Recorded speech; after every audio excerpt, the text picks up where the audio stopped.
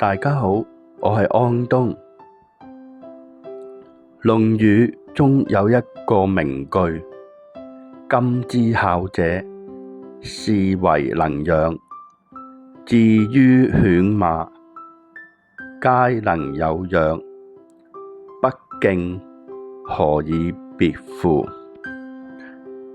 呢句話話畀我哋知孝嘅真諦。孝順從來唔只係有物質上嘅供養，如果冇發自內心嘅恭敬，就同飼養犬馬冇分別。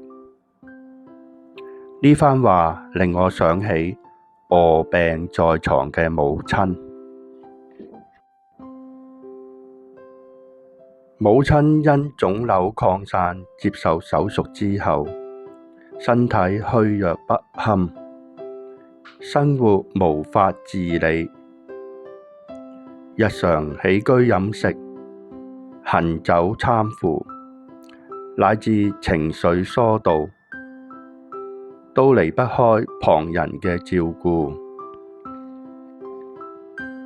守喺母親身邊時，我忽然驚覺，眼前呢一個需要我寸步不離咁呵護嘅老人，曾經是我整片嘅天空。小時候，佢傾盡所有守護我長大。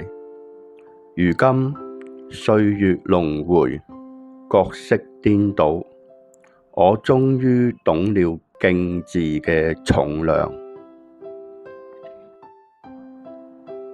它從來唔只係禮貌同尊重，更要把母親視作生命裏最珍貴嘅寶藏，